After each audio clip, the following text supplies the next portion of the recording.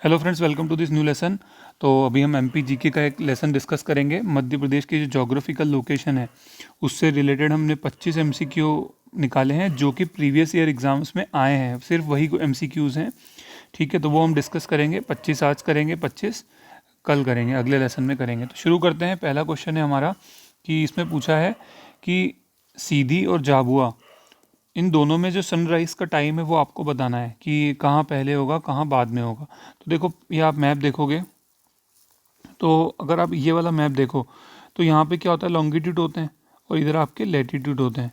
तो मध्य प्रदेश की जो लॉन्गिट्यूड है वो कितना है, 74.9 डिग्री ईस्ट और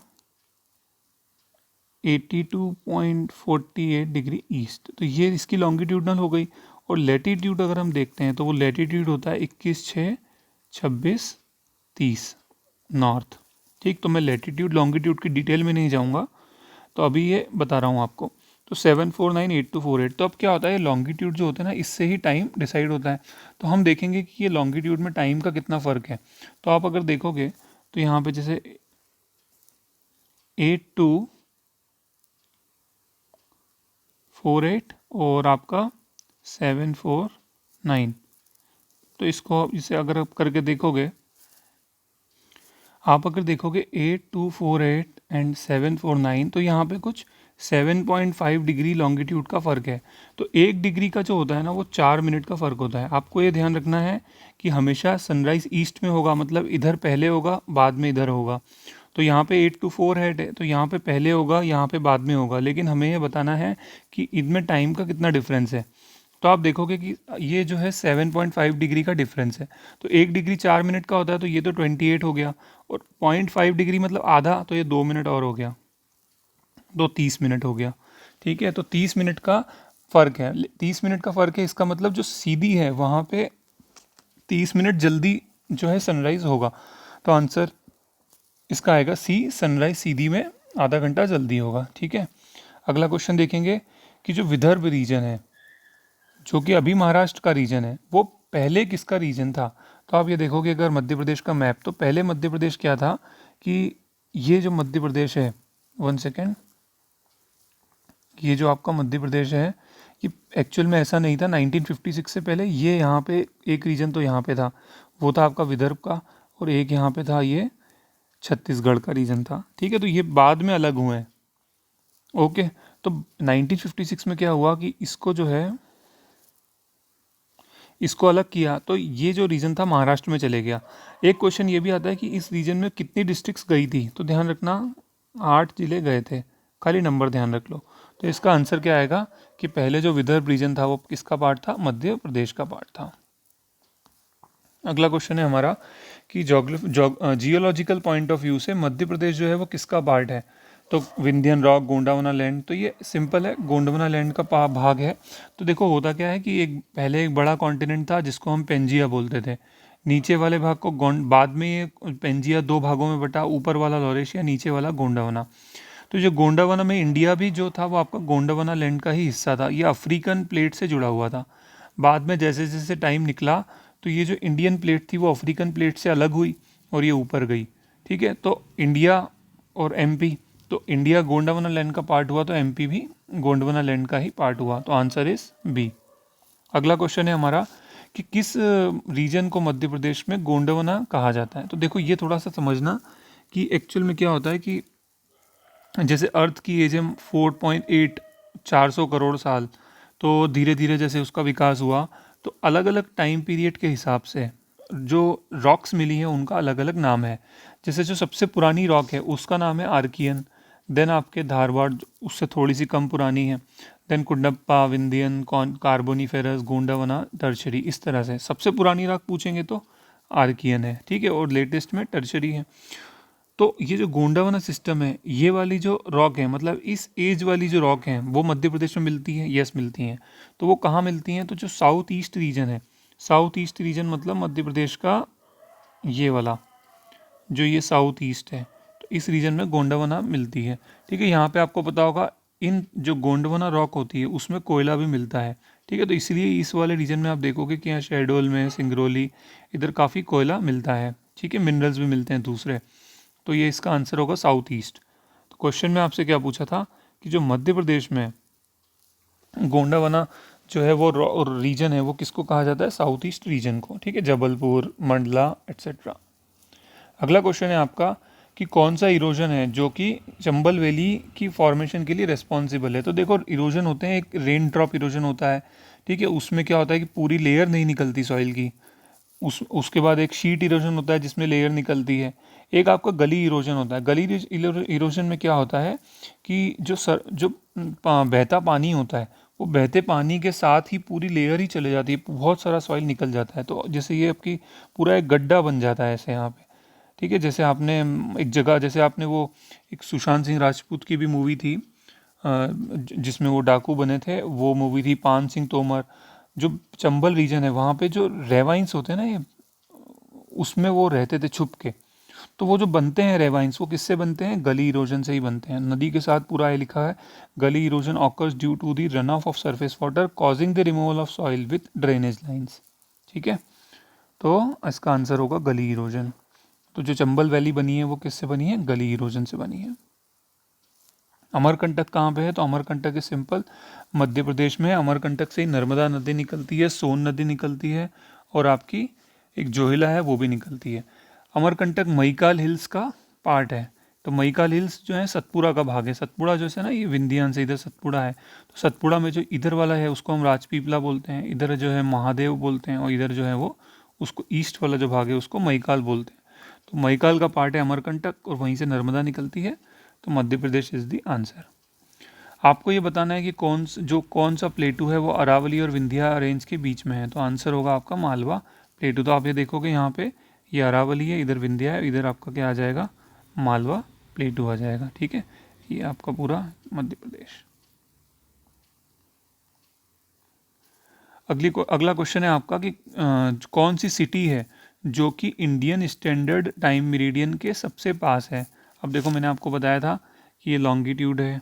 ठीक है, क्या लॉन्गिट्यूड था, 749 east, 74 degree 9 minute east, 82 degree 48 minute east. तो ये मध्य प्रदेश का लॉन्गिट्यूड है।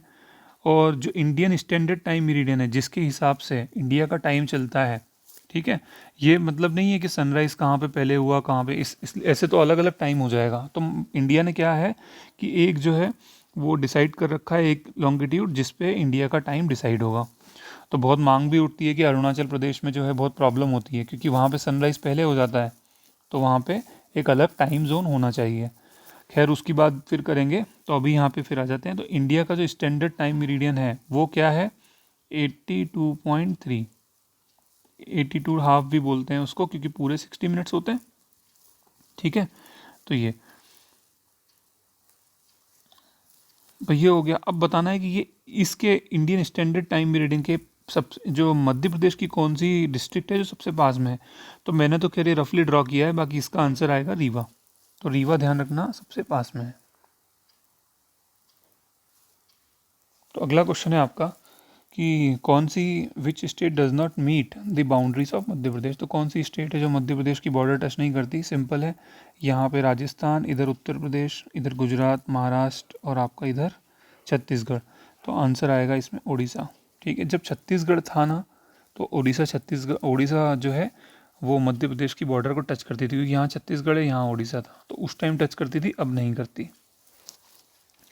Which of the following states meets the border of Madhya Pradesh. कौन सी स्टेट है जो बॉर्डर से लगती है, तो महाराष्ट्र, अभी बताया।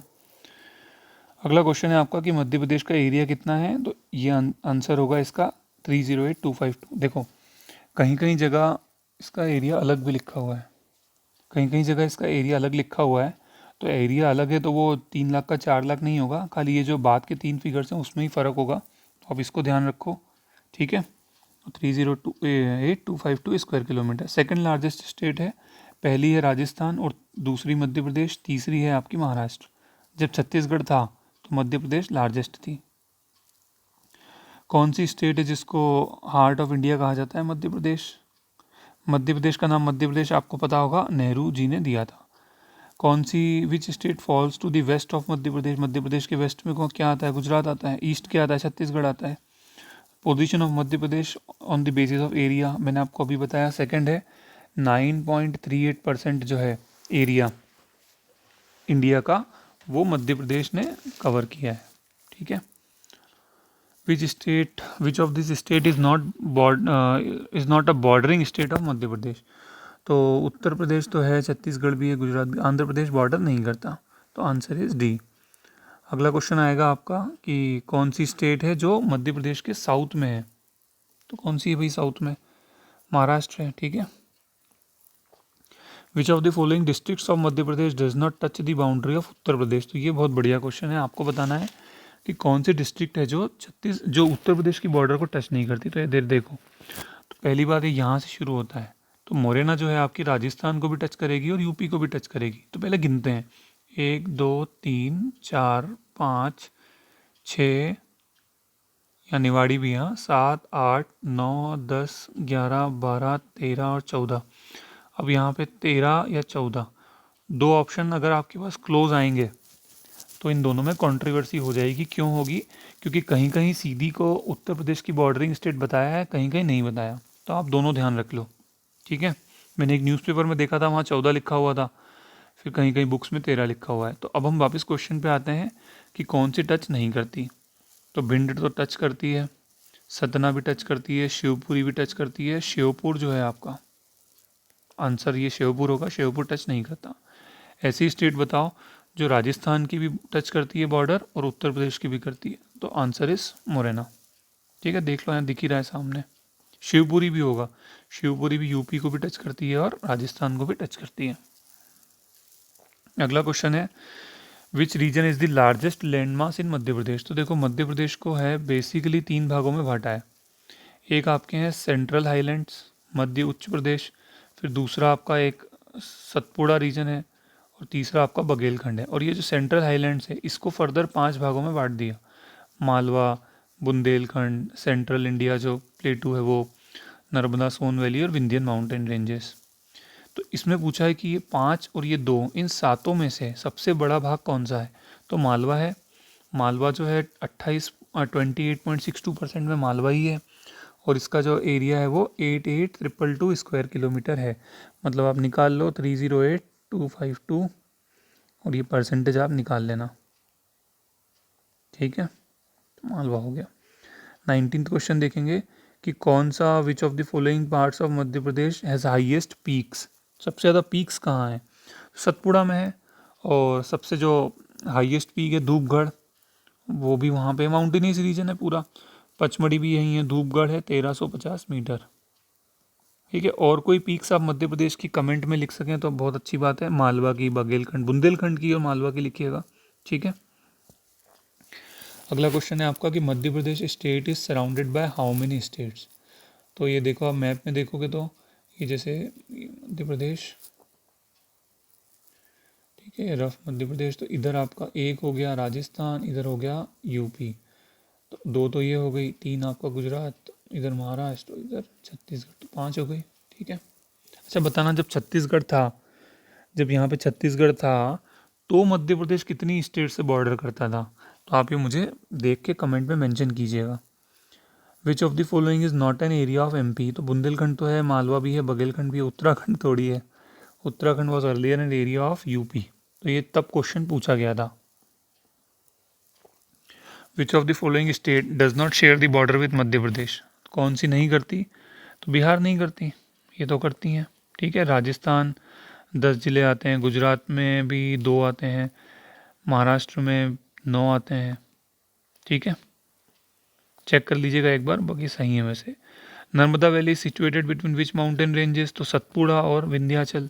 ठीक है, इधर सतपुड़ा है, इधर विंध्याचल है, इधर सतपुड़ा है। नर्मदा रिफ्ट वैली है, मैं बताऊंगा आपको रिफ्ट वैली क्या होता है, बता देता हूँ।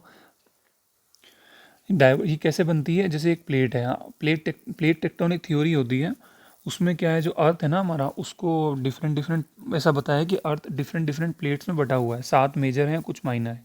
तो प्लेट में क्या होता है कि जैसे ये एक प्लेट है, वहाँ पे थोड़ी सी दरार है, तो वो अगर मान के चलो वो जो प्लेट खिसक रही है, नीचे मूवमेंट हो रही है, तो प्लेट डाइवर्ज हो रही है। तो डाइवर्ज होने से क्या होगा कि कई बार तो क्या होगा कि जैसे ये वाला हिस्सा डाइवर्ज हुआ, ये वाला हिस्सा डाइवर्ज हुआ, और बीच वाला हिस्सा जो था वो नीचे बैठ गया। तो वो जब नीचे बैठ गया तो ये दोनों वाले तो माउंटेन बन गए और नीचे वाला बैठ गया वो वैली बन गया, मतलब एक रिफ्ट वैली बन गया। ठीक है, तो इस तरह से रिफ्ट वैली की शुरुआत बनता है, फॉर्मेशन होती है। तो ऐसे ही क्या हुआ कि नीचे सतपुड़ा बन गया माउंटेन, ऊपर विंध्याचल बन गया और नीचे जो झुका हुआ एरिया था वो नर्मदा वैली बन गया। ओके, तो answer is C, Narmada valley is an example of rift valley. ठीक है, ग्रैबन हॉर्स्ट भी बता देता हूँ आपको कि जैसे ये रिफ्ट वैली, जैसे माउंटेन कुछ उठा हुआ भाग होता है, फिर कुछ नीचे होता है, फिर कुछ उठा हुआ होता है, तो इस तरह से अगर ये बनता है ना, लंबी चेन बनती हैं, तो ये जो होता है ना आपका, ये उठा वाला भाग हॉर्स्ट होता है, जो नीचे वाला भाग ग्रैबन होता है। इसको शॉर्ट ट्रिक बना सकते हो कि हॉर्स है तो हॉर्स ऊंचा ही है। ओके, और जी फॉर गधा, तो गधा नीचे है। तो ये रिफ्ट वैली, ग्रेवन हॉर्स तो है ही नहीं, वो रिफ्ट वैली है। ठीक है, रिफ्ट वैली क्या होता है फर्दर, ये अभी तो ग्रेवन हॉर्स्ट बनी ना, फर्दर और ज़्यादा डाइवर्ज होती हैं वो, तो फिर रिफ्ट वैली बनती है। आखिरी क्वेश्चन है हमारा कि जो बालाघाट की बॉर्डर है, the border of Balaghat district touches which state, तो ध्यान रखना छत्तीसगढ़ करता है। अब इसमें थोड़ी सी ट्रिक है। ट्रिक क्या है मैं बताता हूँ आपको। आप अगर ये मैप देखेंगे तो देखो यहाँ पे छत्तीसगढ़ से भी लगा हुआ है, महाराष्ट्र से भी लगा हुआ है, तो लकीली वहाँ पे महाराष्ट्र ऑप्शन में नहीं था। अगर होता तो फिर वहाँ पे ऑप्शन लिखा हुआ होता कि बोथ बोथ पाला बात बोथ छत्तीसगढ़ एंड महाराष्ट्र। तो ऐसे ही क्या हुआ था, ये जो क्वेश्चन होते हैं ट्रिकी क्वेश्चन होते हैं, क्वेश्चन में क्या करते हैं पहला ही ऑप्शन छत्तीसगढ़ देखते हैं तो हम छत्तीसगढ़ लगा देते हैं, लेकिन हमको क्वेश्चन करते टाइम चारों ऑप्शन पढ़ने चाहिए। ठीक है, तो गलती होने के चांसेस कम होते हैं। ओके, तो ये 25 क्वेश्चन से हमारे, आगे फर्दर हम कल 25 और डिस्कस करेंगे। Thank you so much. Please friends give your feedback, मैंने जो पूछा है कमेंट्स में आपसे प्लीज़ बताइएगा। Thank you so much.